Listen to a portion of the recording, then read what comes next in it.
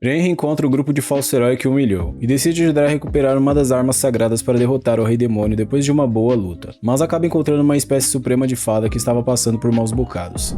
E aí galera, aqui é o Natsu, e hoje nós vamos acompanhar a parte 2 do anime Yusha Party. Lembrando que o nome do anime também vai estar na descrição do vídeo. Continuamos então com o nosso prota recebendo uma missão de Rank F para exterminar alguns slimes, já que a maioria dos slimes acabou se acumulando muito, pois os aventureiros ignoravam eles por serem monstros mais fracos. Ren estava tendo dificuldades para encontrar mais slimes e decide usar uma de suas habilidades que permite que ele transfira parte da alma dele para dentro do corpo de algum animal, assumindo assim o controle do animal em si e parte para buscar pelos slimes enquanto seu corpo fica com suas parceiras. Quando eles chegam no aglomerado de slimes, Tanya manda Ren usar o feitiço bola de fogo neles para fazer um teste, e nosso prota acaba obedecendo e lançando uma bola de fogo enorme. Como Tanya é controladora de magia de fogo, agora Ren consegue soltar um rugido de fogo e bola de fogo, que é algumas das habilidades dela. Nossa querida Dragonoid então acaba treinando Ren para que ele pudesse melhorar nas invocações dos feitiços que ele havia aprendido ao fazer um pacto com ela. Depois de entregar seu relatório na guilda de aventureiros, Ren e suas companheiras vão para uma taberna para poder se alimentar. As duas literalmente parecem um animal faminto de tanto que elas comeram. Em seguida, elas perguntam um pouco sobre onde Ren aprendeu a domar as feras e com isso acabamos conhecendo um pouco mais da história do nosso protagonista. A vila dele era cheia de domadores de feras e seus pais também eram um deles. E foi lá que ele aprendeu também a habilidade de domar insetos. Mas certo dia nosso prota foi treinar sozinho e passou o dia treinando. E quando a noite chegou, ele viu um clarão vermelho na direção de sua cidade. Quando ele chegou lá, a cidade estava em chamas, já que ela havia sido destruída por monstros e ele foi o único sobrevivente. Depois disso, ele trabalhou duro para poder se manter e sobreviver. Até que quando estava maior, ele encontrou o grupo do herói, que foi o grupo que menosprezou Ren desde o início do anime. Infelizmente, já sabemos que eles só estavam querendo explorar ele, e ao explicar sua história para suas duas companheiras, Kanade e Tanya confortam Ren,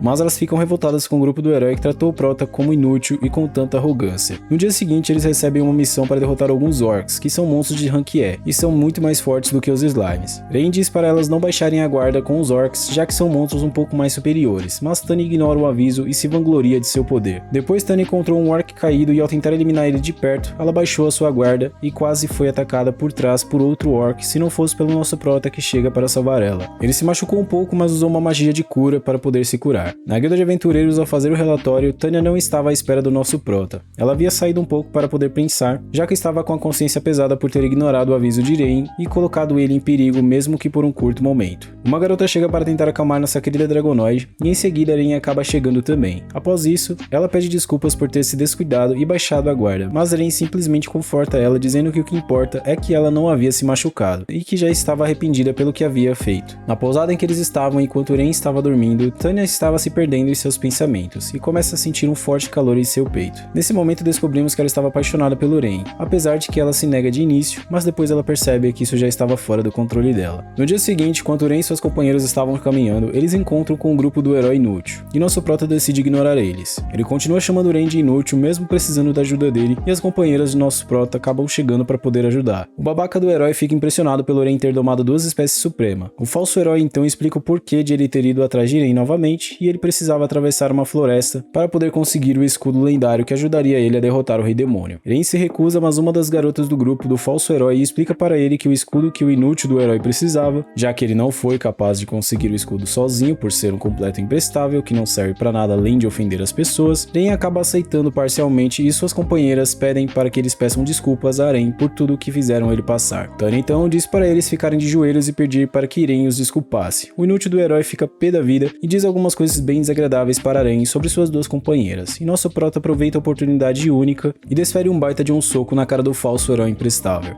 Ren depois diz que ele ainda poderia bater nele quantas vezes forem precisas, por ele desrespeitar suas companheiras. Temos um momento épico então, onde o grupo do inútil herói vai desafiar o grupo do verdadeiro herói, que é o do Ren. Eu tô falando que Ren é o herói, mas é mais porque o falso herói não serviu para nada até agora, além de querer humilhar o nosso protagonista. Kanade vai lutar contra o guerreiro do grupo do falso herói, e a luta entre eles dois começa. Ela pressiona o guerreiro inútil, então ele decide usar um golpe poderoso, mas ela chuta a espada dele como se não fosse nada. Depois ela ainda zomba dele achando que ele lançaria uma magia mais forte de verdade, então ele finalmente simplesmente decide lançar algo forte e vai dar tudo de si. Kanade então decide usar 50% de seu poder e ele começa a se cagar na hora, já que ela não havia usado nem metade de sua força e ele já estava sendo pressionado daquele jeito. Ela parte para cima do guerreiro inútil e acaba com ele com apenas um golpe, e o lança para longe derrubando até a árvore que ele bateu. Após isso, temos Tanya contra as duas feiticeiras do grupo do frangote, e ao começarem os ataques contra nossa Dragonoid, Tanya simplesmente desfaz os feitiços delas com um simples estalar de dedos. Todos os feitiços que elas lançaram a partir daí, bastava a Tanya estalar os dedos e os feitiços que elas lançavam desapareciam. A Dragonoid divina então decide conjurar um feitiço digno para pecadores como elas, e convoca um feitiço supremo que se chama Fim Definitivo. O próprio nome já diz o que iria acontecer com as duas. Tanya então acaba cancelando o feitiço na última hora e faz com que elas apaguem somente com o choque do medo de serem destruídas por completo. E agora finalmente temos a luta do nosso verdadeiro herói contra o falso herói. Ele tava falando besteira e Eren já parte pra cima dele. Eren tava se esquivando sem muita dificuldade dos golpes de seu oponente e segura a mão dele, e então desfere um soco em seu estômago que o faz recuar por um tempo. Eren então nem perde tempo e parte pra cima dele sem dó nem piedade, e em seguida desfere mais um golpe que fez o inútil ativar o segundo poder dele, que é um poderzinho de faíscas. Mas nosso Proto está muito mais forte do que ele e neutraliza o feitiço de seu oponente com outra magia. O herói inútil começa a lançar vários feitiços em cima de Eren, mas ele é picado pela abelha paralisante que Eren havia feito o contrato temporário. Então nosso Proto acaba dizendo algumas verdades para ele, e para fazer ele terminar de se borrar todo, ele desfere um soco enorme contra ele, mas acerta apenas o chão, já que ele mataria o falso herói se o soco dele realmente acertasse ele. Em seguida, Eren foi sozinho para a floresta para poder buscar pelo escudo, juntamente com suas duas companheiras. Após isso, temos uma cena em que o falso herói conta a Eren sobre a história do escudo e onde ele estava escondido dentro da floresta, e diz que o escudo estava sendo protegido por monstros. Dentro da floresta, Eren decide usar a habilidade suprema dele de assimilação novamente para poder controlar um pássaro e ver o caminho até o escudo em si. Quando ele volta, eles começam a procurar, mas acabam passando pelo mesmo caminho algumas vezes, e Tanya decide usar um feitiço para ajudar eles a encontrarem a fonte da magia que estava sendo usada para fazer com que eles andassem em círculos. E eles acabam encontrando uma árvore enorme. Ela explica que essa árvore era responsável por fazer eles andarem em círculos e dá a ideia de destruírem a árvore em si, mas nosso Proto acaba sendo contra isso, e quando o Kanade tenta desferir um golpe contra a árvore, uma voz aparece falando para eles saírem daquele lugar. Depois disso, uma espécie suprema de fada acaba surgindo da árvore, e esse tipo era extremamente raro também, já que os humanos não viam uma há mais de 200 anos devido aos conflitos que tiveram no passado. Eren tenta falar com ela, mas a fada só fala para eles saírem dali, e então ameaça eles com um feitiço e eles saem correndo. Logo nosso Proto começa a fazer algumas análises sobre as informações que ele tinha, já que as fadas nunca estariam do lado de monstros, então não era possível que o escudo estava sendo protegido por monstros realmente, e eles decidem voltar para tentar conversar com a fada novamente. Eren tenta falar com ela e pede apenas que deixe suas companheiras livres de seus ataques, e lança um ataque contra nosso Prota, mas nenhum de seus projéteis acerta ele realmente em cheio. Ele se deixou ser atacado para que pudesse ganhar um pouco da confiança da fada. Ela então lança mais um feitiço, mas quem entra na frente dessa vez são suas companheiras. Tanya e Kanade então tentam convencer a fada de que Eren é uma boa pessoa e que não era como os outros humanos, e acaba que elas conseguem convencer a fada a cessar os ataques e eles finalmente conseguem conversar com ela normalmente. Nesse momento descobrimos que o nome da fada é Sora. Ao contar para Sora a história que ele havia recebido, ela conta para eles que não existem monstros protegendo o escudo, eram apenas as fadas que o protegiam, e ela então parte para poder pegar o escudo e entregar para Eren. Quando eles estavam partindo, Sora acaba virando e esticando seu braço, quase pedindo por ajuda. Nosso Prota então decide voltar, mesmo sem ter visto a cena, e diz para Sora que ela poderia contar para ele o que estava incomodando ela, e que ele não se importava de se sacrificar para poder ajudar ela. Sora fica meio receosa e então Tanya e Kanade confortam ela dizendo que elas são bem fortes e que iriam ajudar. Então ela começou a explicar o que havia acontecido anteriormente e descobrimos que ela tem uma irmã gêmea chamada Aruna. Ela e sua irmã mantinham uma barreira em segurança de intrusos por muito tempo.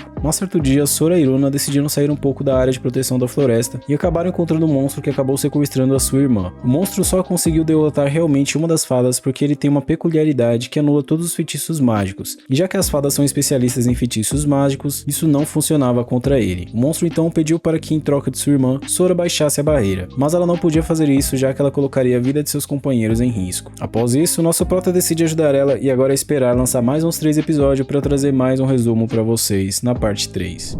E galera, eu espero muito que vocês tenham gostado desse vídeo. Se vocês gostaram, por favor, deixe seu like e se inscreva no canal para poder apoiar o meu trabalho, beleza? Um forte abraço e tamo junto!